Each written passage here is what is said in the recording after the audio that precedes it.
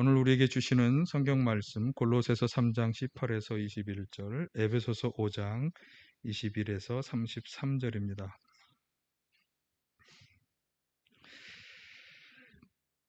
제가 골로새서 3장 18에서 21절 말씀부터 봉독해 드립니다.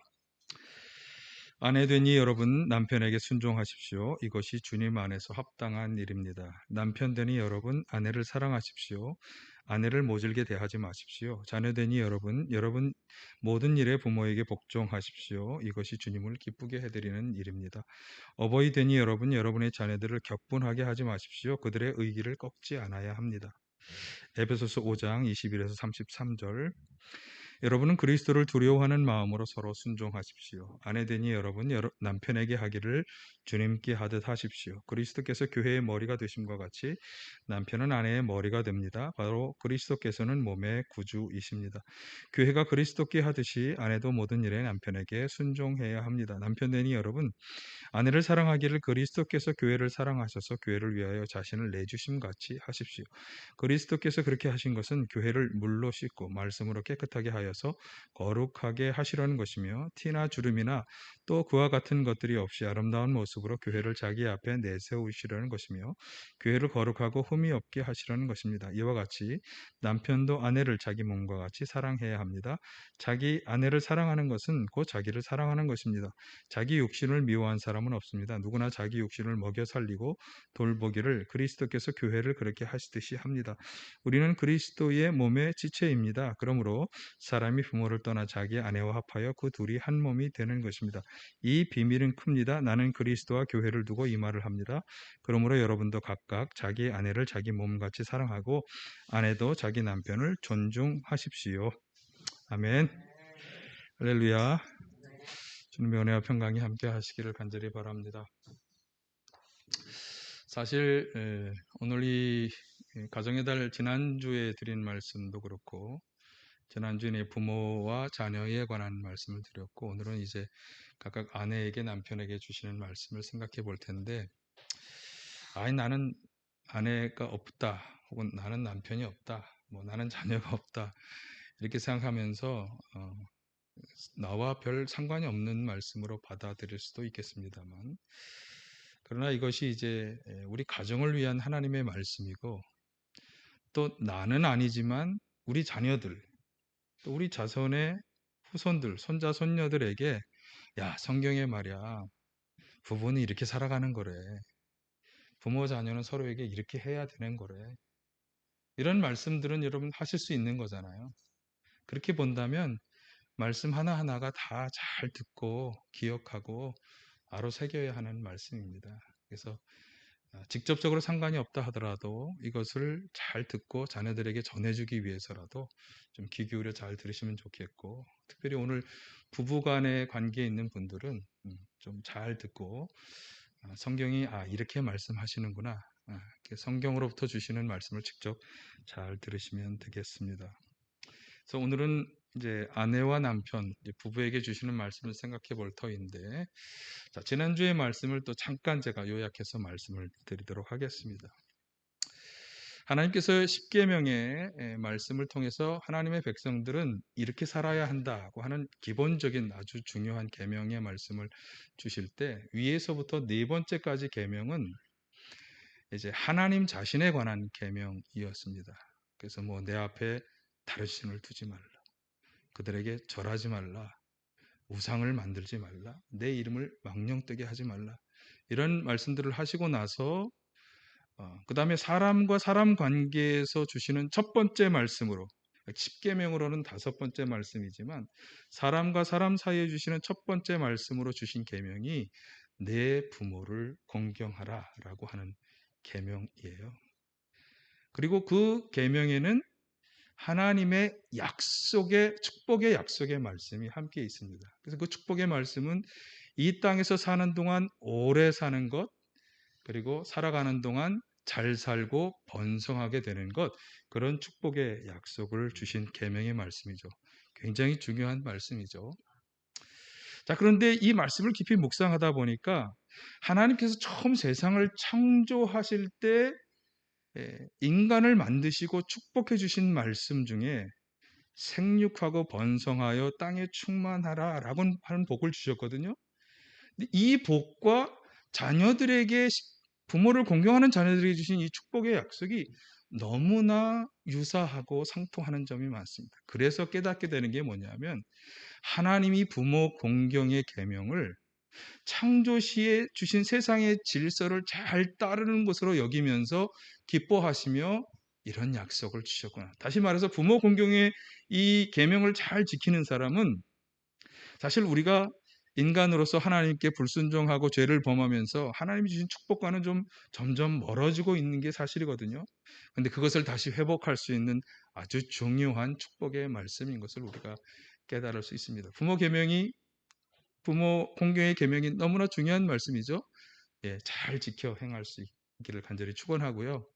그 다음에 자녀에게 주신 자녀에 대해서 부모에게는 자녀를 육체적으로나 정신적으로 노엽게 해서 그들의 의기를 꺾지 말라. 그렇게 이제 말씀하셨어요. 그러니까 자녀들은 정말 무한한 가능성을 주신 하나님의 축복이고 그리고 하나님의 선물이라고 하는 것을 우리가 꼭 기억해야 합니다.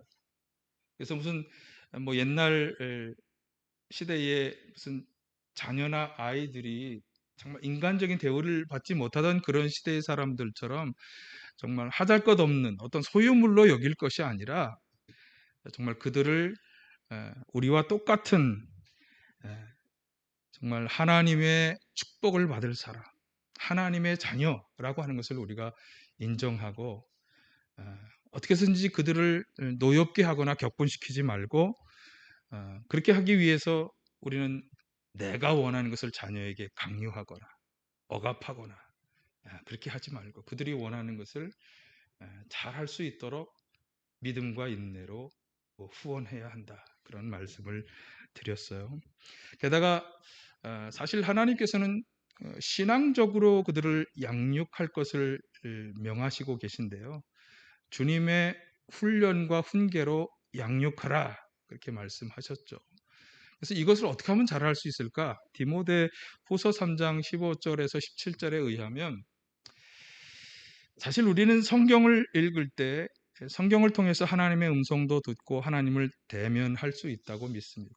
그러니까 우리의 자녀들이 하나님으로부터 직접 양육을 받을 수 있는 것이 바로 성경을 통해서다라고 하는 거죠. 사실 그게 제일 좋은 방법 아니겠어요? 그래서 디모데후서 이 3장 15절 이하에 의하면 자녀들은 이제 하나님의 말씀이 들어있는 성경을 통해서 구원에 이르는 지혜를 예수님을 잘 알고 믿게 되는 지혜를 얻게 될 것이고 그래서 교훈도 책망도 받고 바르게도 의로도 교육되고 그래서 하나님의 일을 잘 감당할 수 있는 유능한 사람 온갖 선한 일을 하는 그런 사람으로 양육될 수 있다.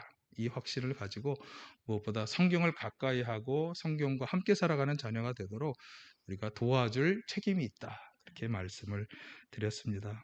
여러분 부모와 자녀에게 주시는 이 말씀을 마음 깊이 새기셔서 실천하시기를 바라고요.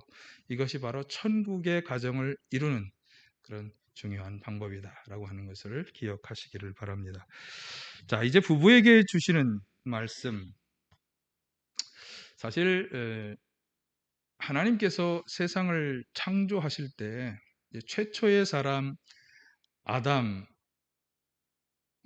이제 또 아담을 통해서 하와 이렇게 인간을 만드신 이야기가 이제 창세기 1장, 2장에 나오는데 이것이 이제 최초의 인류이면서 최초의 부부에 대한 말씀임을 우리가 알 수 있겠어요. 그래서 창세기에는 두 번 그 기록이 나오는데 1장 27에서 29절 또 창세기 2장 7절에서 25절 이렇게 두 번 이야기가 나오고 있습니다.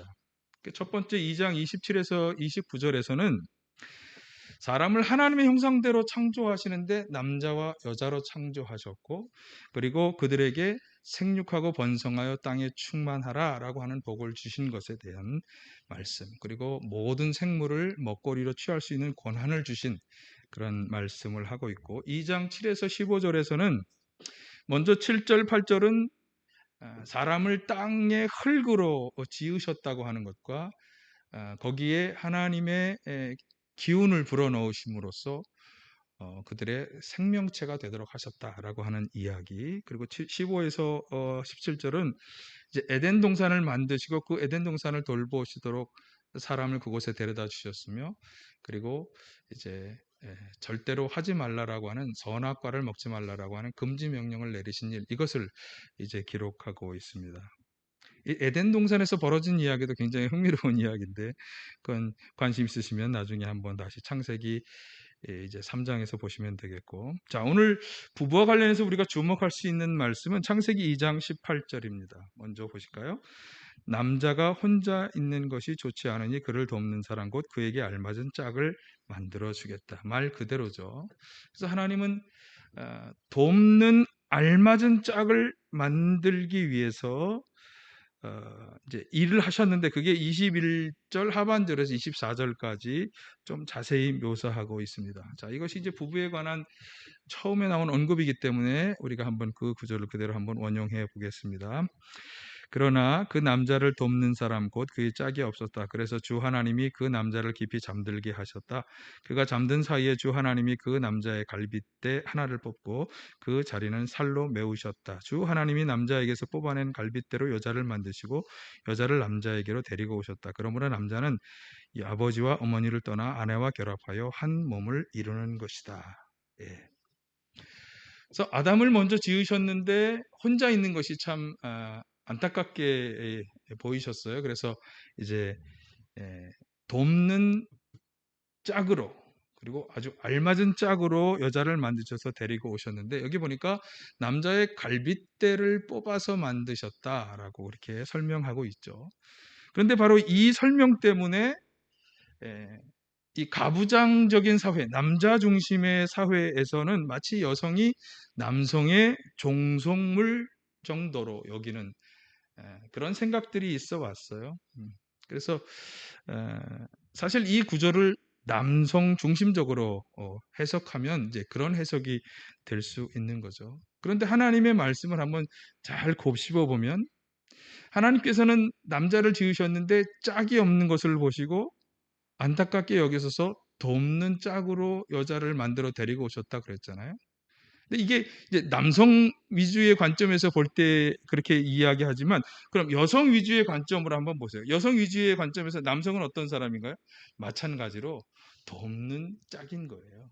그러니까 사실 한쪽이 다른 쪽의 어떤 종속적인 존재로서가 아니라 부부는 서로에게 돕는 짝이라고 하는 거죠. 그래서 하나님의 창조의 섭리는 뭐냐? 부부를 만드실 때 서로 도우며 그렇게 살아가도록 부부로 만드셨다. 이게 창조의 섭리인 것을 저희가 알 수 있겠습니다.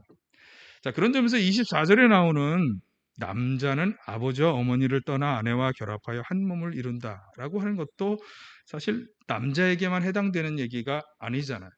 사실 부모를 떠나는 것은 여자분들도 마찬가지고, 그래서 부모를 떠나 남편과 결합하여 한 몸을 이룬다. 여성 입장에서는 또 그렇게 우리가 이야기할 수 있겠죠. 그러면 왜 남자와 여자, 새로운 부부를 이룰 때는 부모를 떠나야 한다고 말씀하는 걸까? 뭐 여러 가지 여기에 관한 해석들을 하시는 분들의 이야기를 많이 들어보았지만, 사실 이 구절에서만 본다면 남자와 여자가 만나서 결합하여 한 몸을 이룬다라고 하는 이것이 아주 중요한 포인트가 되는 것 같아요. 그러니까 그동안 살면서 남자 여자는 각각 자녀로 살았던 거잖아요. 한 몸을 이루는 부부의 자녀로 살면서 그 한 몸의 가정에 속해 있던 거죠. 그런데 이제 거기서부터 나와서 새로운 부부, 한 몸이 되는 부부를 형성하면서 새로운 한 몸의 가정을 이룰 것을 말씀하는 거예요. 예. 그러니까 별개의 가정이 되니까 떨어져야만 하는 것이죠. 예. 여러분, 이것이 부모를 떠나서 배우자와 만나 결합하여 한 몸의 가정을 이룬다. 이것이 창조의 섭리인 것을 꼭 기억하시기를 바랍니다. 그래서 어떻게 보면 가정도, 부부가 서로 한 몸을 이룬 것처럼 가정도 자녀를 낳아도 다 한 몸의 가정인 것이에요. 그래서 내 육신의 어떤 한 부분이 좀 아프면 몸 전체가 아픈 것처럼, 사실 여러분 뭐 이번에도 아주 안타까운 사연이 하나 나왔습니다만, 한 사람이 가족에서 갑자기 사라져도 얼마나 안타깝고 가슴이 찢어지는 것 같은 그런 슬픔이 느껴지잖아요. 예, 그것이 한 몸이기 때문에 우리가 느껴지는 것입니다. 자, 그런데 한 몸을 이룬다라고 할 때 기억해야 하는 것은 단지 육신만의 결합이 아니라고 하는 거예요. 지난주에 말씀드렸죠. 인간은 영, 혼, 육으로 이루어진 존재이기 때문에 육체적으로만이 아니라 영혼도 하나로 합쳐져야 된다라고 하는 거죠. 그래서 이 부부 중에 한 분이 이렇게 영적으로 잘 안 맞는 분이 있을 때는 부부가 굉장히 힘든 거예요.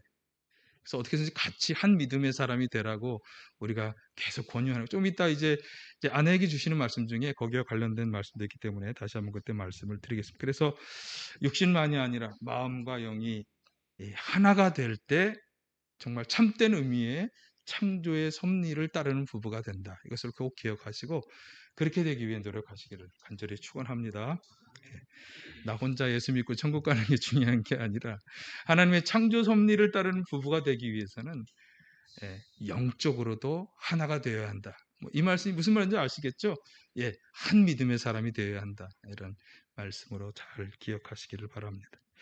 자, 먼저 아내에게 주시는 말씀, 골로새서 3장 18절은 비교적 간단하게 말씀하는데, 아내들이 여러분 남편에게 순종하십시오. 이것이 주님 안에서 합당한 일입니다.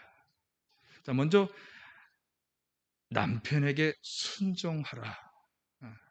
그렇게 권면하면서 이것이 주님 안에서 합당하다라는 말은 주님, 즉 예수님을 믿고 하나님을 믿는 신앙인으로서 그분들이 그것을 옳게 합당하게 여기시는 일이다. 이렇게 보시면 되겠어요. 자, 여기에 비해서 그러니까 합당하게 하나님이 예수님이 이것을 합당하게 보신다는 말은 그게 이제 앞에서 말씀드린 것처럼 창조 섭리에 맞는 일이다라고 하는 일이죠. 그래서 뭐 남편에게 순종하는 것이 창조 섭리에 맞는 일이야라고 하는 의문을 가지신다면 이제 끝까지 이제 남편들에게 주시는 교훈까지 들어보면 이제 이해가 될 수 있겠습니다. 자, 에베소서 본문은 이 골로새서의 말씀에 비해 비교적 길게 이제 소개하고 있습니다. 한번 22절에서 5장 22절에서 24절 같이 한번 보시겠습니다. 아내 되니 여러분 남편에게 하기를 주님께 하듯 하십시오. 그리스도께서 교회의 머리가 되심과 같이 남편은 아내의 머리가 됩니다. 바로 그리스도께서는 몸의 구주이십니다. 교회가 그리스도께 순종하듯이 아내도 모든 일에 남편에게 순종해야 합니다. 예. 자, 이 말씀의 기조도 남편에게 순종하라는 말을 기조로 하고 있죠.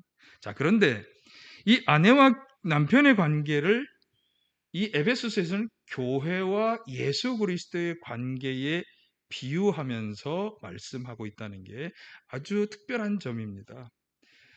그래서 우리 부부 사이에 이루어지는 것을 교회와 그리스도의 관계로 비유한다. 이것은 그만큼 굉장히 중요하고 또 그것이 어떤 본보기가 된다고 하는 것을 말씀하는 거죠. 그래서 먼저 여기 아내된 성도에게 요청하는 게 뭐냐? 순종하는 것은 순종하는 것인데 여기 주님께 하듯 하라. 그러니까 아내는 남편에게 할 때 주님, 예수님께 하듯 하라. 그런 말씀이 되겠어요. 그러니까 교회가 그리스도께라 그랬으니까 이 교회는 성도들의 모임이니까 그 교회에 지체된 우리 성도 한 사람 한 사람이 예수님께 하듯이 해야 한다. 그러니까 우리는 예수님께 어떻게 하고 있는가? 그것을 이제 아내가 남편에게 하는 것에 아주 중요한 요체로 삼아야 한다. 그런 말씀이 되겠는데, 뭐 여러 가지 신앙적으로 우리가 예수님께 어떻게 하지? 많은 말씀을 드릴 수 있겠지만 최근에 우리 교회 제가 드리는 말씀에서는 그러니까 죄로 인해서 멸망을 받아야 할 우리가 다시 살려주심을 받고 부활에 참여하는 존재가 되었다. 이것이 이제 부활절 이후에 가장 핵심적으로 우리가 다시 살려주심을 받았으면 이라는 것으로 그렇게 받았기 때문에 어떻게 살자? 위의 것 하나님 나라의 것을 생각하고 추구하고 살자 그랬어요.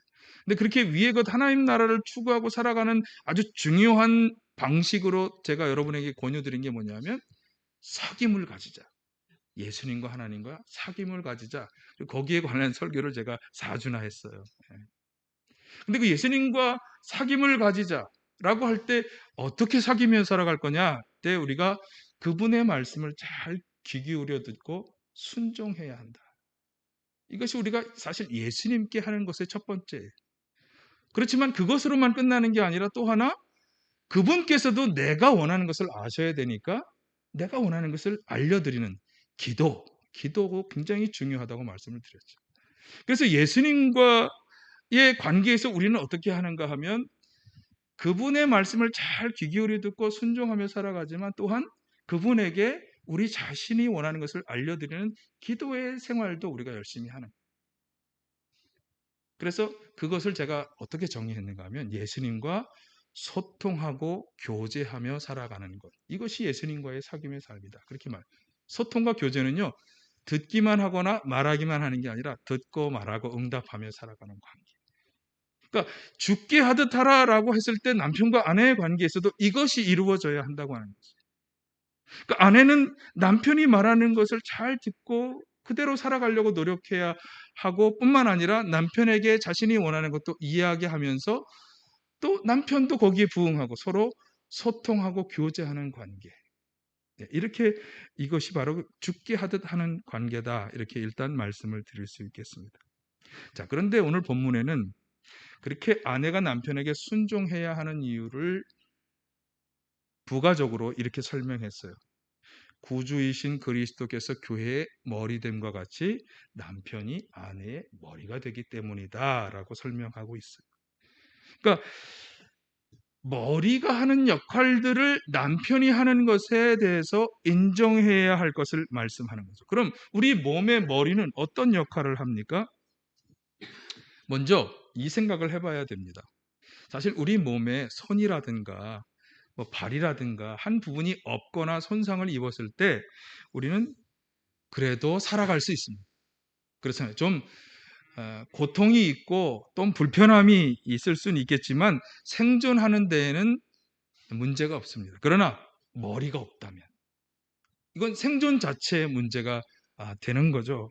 그래서 머리는 굉장히 중요합니다. 왜냐하면 머리로 인해서 각 지체는 다 머리로부터 나오는 지시, 생각 이런 것을 반영하면서 살아가고 있기 때문에 그래서 남편이 아내의 머리가 된다고 하는 것은 이 머리가 중요한 역할을 하는 것처럼 남편이 그렇게 중요한 역할을 하는 존재인 것을 인정해야 할 것을 말씀하는 거예요. 그러니까 머리로서의 권위를 인정하고 존중할 것을 말씀하는 거죠. 그렇기 때문에 순종하는 거예요. 머리로서 인정하고 존중하니까 순종하는 거예요. 예, 예. 여러분 그렇게 하실 수 있길 간절히 축원합니다. 너무 반발된 생각만 하지 마세요. 조금 이따 다른 얘기도 나오니까. 네. 자, 여기 이 순종에 대한 부가적인 설명에서 베드로 사도가 한 설명도 있어요. 자, 한번 보실까요? 베드로전서 3장 1, 2절. 아내가 되니 여러분 이와 같이 여러분은 자기 남편에게 순복하십시오. 그리하면 비록 말씀에 복종하지 않는 남편이랄지라도 말을 하지 않고도 아내 여러분의 행실로 말미암아 구원을 얻게 될 것입니다. 그들이 여러분의 경건하고 순결한 행실을 보고 그렇게 될 것입니다. 자, 이 예는 특별히 여기 말씀에 복종하지 않는 남편에 대한 이야기입니다. 말씀에 복종하지 않는다는 것은 예수님이나 하나님을 믿지 않고 그 말씀대로 살아가지 않는 남편. 예. 그런 남편이라 할지라도 자, 아내가 순복하며 행하는 행실, 그 경건하고 순결하게 행하는 것으로 말미암아 그 남편을 구원할 수 있을 것이라는 말씀이죠. 말로써 믿음을 가지라고 열심히 설득하는 과정이 아니더라도 행실로 그렇게 할 수 있다. 그러니까 그 행실의 초점이 어디에 있는 거예요? 정결하고 여기 정결하고 순결하게 순복하라라고 하는데 초점이 있죠. 그래서 그런 과정을 통해서 그를 구원할 수 있다. 그런 말씀이 되겠어요. 자, 그런데 그러면 우리가 그리스도께 예수님께 순종하는 이유가 무엇입니까? 그분이 하나님의 아들이지만 우리를 구원하기 위해서 인간의 몸을 입고 이 땅에 오셨다고 하는 것을 우리가 알고, 그리고 그분이 십자가에서 자신을 내주는 희생적인 사랑 때문에 결국 우리는 구원을 받았다라고 하는 것을 알기 때문에, 그렇기 때문에 예수님을 믿고 그분의 말씀에 순종하는 거예요. 동의하십니까? 그렇다면 우리의 남편이 그렇게 했는가? 예수님과 남편을 동일 선상에 우리가 놓아야 한다고 하는 이 말씀은 사실 직접적으로 받아들이기가 쉬운 일이 아니에요. 왜냐하면 말씀드린 것은 남편이 예수님처럼 그렇게 우리를 구원하는 구원자도 아니에요. 그리고 예수님처럼 자신을 희생하는, 그런 자신을 내주는 희생하는 사랑으로 사랑한다고도 우리가 볼 수 없기 때문에, 예. 그렇지만 또한 우리는 이 말씀이 하나님의 영감으로 된 성경에 기록됐기 때문에 무시할 수는 없단 말이죠. 그리고 중요하게 조금 이따 나오겠습니다. 남편에게도 그리스도가 교회에게 하듯 하라고 경면하고 있기 때문에, 교회도 그리스도에게 하듯 해야 하지만 또 그리스도도 교회에게 하신 것처럼 그렇게 하도록 하는, 그러니까 이게 일방적인 관계에 대한 말씀이 아니기 때문에 우리는 이 말씀에 주목해야 할 필요가 있는 것입니다. 여러분, 교회가 그리스도에게 하듯 남편을 머리로 여기고 존중하며 순종하라, 이 말씀을 무시하지 마시기 바라고요. 그리고 깊이 헤아려서 주님의 이 명령의 말씀대로 우리가 어떻게 해서든지 따라가시기를 간절히 축원합니다. 자, 그러면 남편들에게는 무슨 말씀을 하시는가? 자, 골로새서 말씀부터 19절 함께 합니다. 남편 되니 여러분 아내를 사랑하십시오. 아내를 모질게 대하지 마십시오. 자, 남편들에게 요청하는 것은 사랑이죠. 사랑인데 여기 모질게 대하지 말라라고 하는 이 말씀은 당시의 사회 상황을 반영하는 것으로 보아야 되겠어요. 말씀드린 것처럼 사실 최근 근대까지도 가부장적인 사회, 남자 중심의 사회였어요. 그러니까 앞에서 제가 창세기의 말씀을 그 갈빗뼈에서 뽑아냈기 때문에 여성은 남성에 종속된 존재다라고 하는 오해를 하는 것처럼, 당시에도 이 아내가 남편에게 속한 종속적인 소유물로 여기는, 그래서 모질게 대하는 경우들이 많이 있었던 거예요. 바로 그런 사람들에게 이 말씀으로 경고하는, 그렇게 해서는 안 된다라고 하는 것이죠. 자, 그러면서 오늘 에베소 본문은 다시 말씀드린 것처럼 그리스도와 교회의 관계를 비유로 해서 아주 다른 말씀을 전개하고 있습니다. 자, 25에서 28절 상반절까지 함께 보십니다. 남편 되니 여러분 아내를 사랑하기를 그리스도께서 교회를 사랑하셔서 교회를 위하여 자신을 내주심 같이 하십시오. 그리스도께서 그렇게 하신 것은 교회를 물로 씻고 말씀으로 깨끗하게 하여서 거룩하게 하시려는 것이며, 티나 주름이나 또 그와 같은 것들이 없이 아름다운 모습으로 교회를 자기 앞에 내세우시려는 것이며, 교회를 거룩하고 흠이 없게 하시려는 것입니다. 이와 같이 남편도 아내를 자기 몸과 같이 사랑해야 합니다. 자, 남편 된 성도들은 아내를 사랑하는데 어떻게 사랑해야 하느냐? 그리스도께서 교회를 위하여 자기 자신을 내주신과 같이. 그러니까 자기를 내주는 사람, 나를 포기하고 저 사람을 위해서 나를 포기할 수 있는 그런 사랑, 놀라운 사랑이죠. 그 사랑으로 사랑해야 한다고 하는 것입니다. 사실 여러분, 아내와 부부가 왜 다툽니까? 내가 원하는 것을 꺾지 않으니까 되는 거잖아요. 내가 바라는 것을 꺾지 않는 거예요. 상대방이 그걸 따라주기를 원하니까 싸우는 거잖아요. 그런데 지금 예수님을 보세요. 예? 자기의 생명을 포기하는 사랑으로 사랑하신 것 같이 그렇게 사랑하라는 말씀이에요. 자, 그런데 그렇게 그리스도께서 교회에게 그렇게 행하신 이유가 뭐냐? 여기 보니까 교회와 교회에 속한 지체인 성도들이 하나님 앞에 티나 주름과 같은 죄가 없이, 자, 한번 본문을 비춰줘 보세요. 티나 주름과 같은 죄 없이 거룩한 모습으로 그리고 아름다운 모습으로 서게 하려고 그렇게 한다고 말씀하고 있잖아요.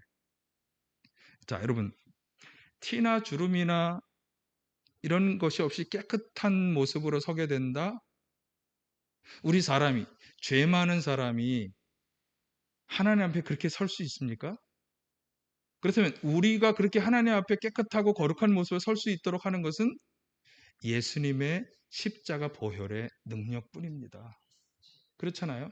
예수님께서 십자가에서 흘려주신 피로 말미암아 우리는 사실 죄로 인해 하나님 앞에 감히 설 수 없는 존재이지만 그 십자가 대속의 보혈의 피로 말미암아 우리는 죄사함의 은혜를 입고 하나님 앞에 깨끗한 사람으로 거룩한 사람으로 설 수 있는 거예요. 다시 말해서 간단히 말씀드리면 죄 용서함을 받은 자들에게 주어지는 구원의 은혜를 받게 되는 거예요. 예수님 때문에, 예수님이 행하여 주신 사랑 때문에. 자, 그러면 이것을 남편과 아내로 적용해 보면 남편들도 마찬가지인 거죠. 아내로 하여금 티나 주름과 같은 흠없이 깨끗하고 거룩한 존재로 하나님 앞에 설 수 있도록 해야 한다. 이 말은 다시 말해서 죄 사함의 은혜를 입고 후원의 자리에 이르도록 해야 할 책임이 남편에게 있다라고 하는 사실. 그리고 그것은 어떻게 할 때 그렇게 되느냐? 주님께서 하신 것처럼 남편이 아내를 위해 자신을 내주는 희생의 사랑으로 할 때 그렇게 될 수 있다. 이것을 꼭 기억하시기를 바랍니다. 예. 베드로 사도가 아내 사랑에 대한 이야기를 한 본문 구절이 있습니다. 베드로전서 3장 7절인데 이렇게 이야기했어요. 한번 같이 보실까요? 남편 되니 여러분, 이와 같이 여러분도 아내가 여성으로서 자기보다 연약한 그릇임을 이해하고 함께 살아야 합니다. 그리고 생명의 은혜를 함께 상속받을 사람으로 알고 존중하십시오. 그래야 여러분의 기도가 막히지 않을 것입니다. 자, 남편은 아내가 여성으로서 자신보다 연약한 존재임을 이해해야 하죠. 그리고 하나님으로부터 오는 생명의 은혜를 함께 상속받을 사람으로 알고 존중해야 합니다. 자, 이해와 존중으로 사랑할 것을 요청하는 것이에요. 사실 육체적인 관점으로 보자면 여러분, 남성이 체격 조건에 있어서 근육이라든가 뼈라든가 이런 조건에 있어서 사실 여성보다는 더 우월하잖아요. 아니면 신체적으로 그렇다는 얘기예요. 네. 그건 뭐 사실이에요. 우월한 조건을 가지고 있는 것이 사실. 그러나 사실 생각해보면 또 이 미적인 감각이나 감성 이런 데 있어서는 또 여성이 더 뛰어난 감각을 가진 게 사실입니다. 그러니까 서로 이것을 잘 이해하고 존중하면서 협력하고 조화를 이루어야 하는 것이죠. 예. 그래서 근데 이게 어느 일방적으로 지금 남편이 아내를 그렇게 이해해야 합니다라고 얘기하지만 사실 우리는 남성으로서 가지는 장점도 있지만 단점도 있는 거잖아요. 미적으로 좀 부족하고 감성적으로 좀 부족하고 이것은 아내가 채워주는 거. 또 여성들이 할 수 없는 좀 신체적으로 좀 신체적 능력이 필요한 일들은 또 남편이 좀 도와주고. 그래서 여러분 이것은 뭐냐면 조화와 협력입니다. 그래서 부부는 서로 이해하고 존중하면서 조화와 협력으로 살아가야 한다라고 하는 거죠. 그래서 결론적으로 이렇게 말씀할 수 있겠어요. 부부는 서로의 연약함과 장단점을 이해하고 하나님의 창조 섭리대로 서로를 돕는 짝으로 그렇게 살아가야 한다. 그럴 때 여기 보니까 기도가 막히지 않는다. 말씀드린 것처럼 사실 부부간에 문제가 생기면요. 영적인 통로가 가로막히고 분리되는 것입니다. 근데 영혼육의 존재이기 때문에 영이 막히면 하나님과 우리가 어떻게 기도가 되겠어요? 바로 그 말씀을 하고 있는 것입니다. 여러분 서로의 연약함을 인정하고 존중하고 심지어 그 연약함까지도 사랑하는 부부가 되시기를 간절히 축원합니다. 네, 여러분도 여러분의 자녀도 그렇게 되어야 하는 것이죠. 자, 그러면서 이제 사랑에 대한 보충 설명도 5장 28에 31절에서 하고 있는데 자, 한번 보실까요? 자기 아내를 사랑하는 것은 곧 자기를 사랑하는 것입니다. 자기 육신을 미워하는 사람은 없습니다. 누구나 자기 육신을 먹여 살리고 돌보기를 그리스도께서 교회를 그렇게 하시듯이 합니다. 우리는 그리스도 몸의 지체입니다. 그러므로 사람이 부모를 떠나 자기 아내와 합하여 그 둘이 한 몸이 되는 것입니다. 자, 이 구절만 가지고도 사실 드릴 말씀이 굉장히 많지만, 자, 아내를 사랑하는 것이 자기 몸을 사랑하는 것이다. 이해가 되시죠? 되십니까? 왜냐하면 아내와 남편은 한 몸을 이루는 것이니까. 한 몸이니까 아내를 사랑하는 게 결국 자기를 사랑하는 것과 같은 말씀이 되는 것이에요. 게다가 그리스도께서 본을 보이셔요. 그리스도께서 교회를 사랑하면서 사랑한다. 어떻게 사랑했는가 하면 마치 자기 육신을 돌보는 것처럼 그렇게 교회를 정성스럽게 돌보아 주신 그 본이 우리에게 있다라고 하는 거죠. 그렇기 때문에 남편들은, 또 아내들은 그렇게 자기 몸을 사랑하듯이 서로를 사랑해야 한다. 그리고 결국은 그 아내와 남편 두 사람 다 그리스도라고 하는, 그리스도를 머리로 모신 그 몸의 또 지체다라고 하는 것도 그래서 말씀하고 있는 것입니다. 여러분, 함께 그리스도의 몸에 지체된 성도로서 이 그리스도 예수님을 본받아서 서로 자기 몸처럼 그렇게 사랑하며 살아가시기를 간절히 축원합니다. 그래서 신앙적인 관점에서 남편이 아내를 사랑하는 것은 결국 자기를 사랑하는 일이고, 그것이 예수님의 교훈을 본받는 거다. 예수님을 본받아 살아가는 일이다. 이것을 꼭 기억하시기를 바랍니다. 자, 이제 마지막 결론의 말씀인데요. 오늘 에베소서 본문의 처음 구절, 마지막 구절을 인용하면서 말씀을 마무리하겠습니다. 처음 구절은 이렇게 시작되죠. 여러분은 그리스도를 두려워하는 마음으로 서로 순종하십시오. 이것은 남편과 아내 모두에게 주시는 말씀이에요. 서론적으로 아내와 남편에게 각각 주시는 말씀, 바로 그것을 시작하기 앞에 나온 말씀이니까. 그러니까 서로 순종하는 것의 바탕이 뭐냐? 그리스도를 두려워하는 마음. 여러분, 우리가 잘 알죠? 예수님과 하나님을 두려워한다는 것은 그분을 경외하는 믿음을 말씀합니다. 우리가 하나님을 참으로, 예수님을 참으로 경외한다면 그러면 이렇게 해야 한다. 그러니까 우리가 지금 아내와 부부에게 하는 이 모든 말씀의 정말 가장 기본적인 바탕이 뭐냐? 그분들을 우리가 경외하는 믿음으로 이것을 해야 한다라고 하는 것이고, 마지막 33절, 그러므로 여러분도 각각 자기 아내를 자기 몸과 같이 사랑하고 아내도 자기 남편을 존중하십시오. 말씀 그대로입니다. 자기 몸처럼 사랑하고 존중하는 것. 근데 이게 아까 말씀드린 것처럼 이게 남편들에게만, 아내에게만 주시는 게 아니라 서로 간에 이렇게 해야 할 것을 말씀하는 거죠.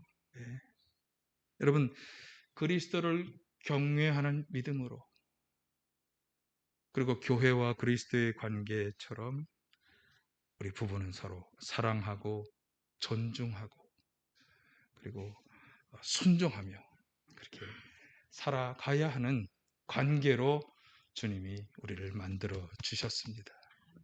그런 부부가 다 되시기를 간절히 바라고요. 그런 부부가 그렇게 살아갈 때 우리는 천국의 과정을 이루게 될 것입니다.